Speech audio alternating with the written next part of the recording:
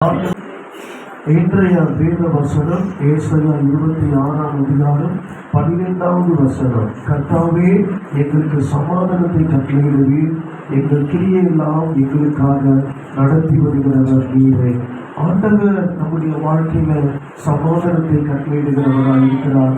ஒருவேளை உங்களுடைய வாழ்க்கையில நீங்கள் சமாதானம் இல்லாமல் இருக்கிறீர்களா? சிலுவையில் சிந்தின ரத்தத்தின் மூலமாக கிறிஸ்து உங்களுக்கும் எனக்கும் சமாதானத்தை உண்டு பண்ணுகிறார்.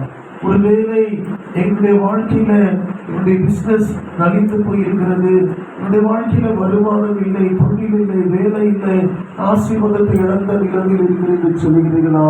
உங்கள் கிரியைகள் எல்லாம் உங்களுக்காக நடத்தி வருகிறவர் உங்கள் தேவனாகிய கர்த்தர். நிச்சயமாய் உங்களுடைய தேவைகளை அவர் சந்தித்து இந்த மார்ச் மாதம் நடத்தினவர் வருகிற ஏப்ரல் மாதத்திலும் உங்கள் கிரியைகள் எல்லாம் உங்களுக்காக கர்த்தராகிய தேவன் நடத்தி வருவார் என்று நீங்கள் நம்புங்கள். கர்த்தர் உங்களை ஆசீர்வதிப்பாராக. இன்றைய வேதாகம கேள்வி, கர்த்தருக்கு தன்னை உற்சாகமாய் ஒப்புக் கொடுத்தவர் யார்?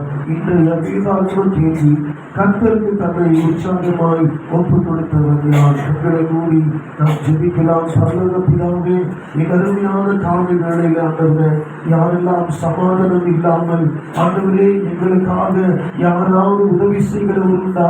எங்கள் காரியங்களை நடத்துகிறவர் உண்டா? எங்கள் பாரங்களை சுமக்கிறவர் உண்டா?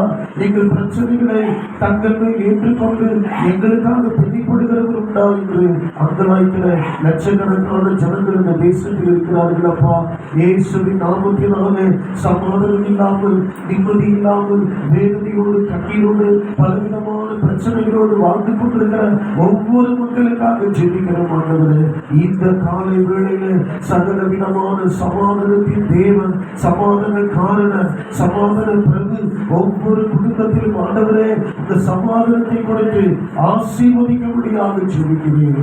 இயேசு கிறிஸ்துவின் நாமத்திலே ஜெபிக்கிறேன் பிதாவே. ஆமென். தேவன் தாமே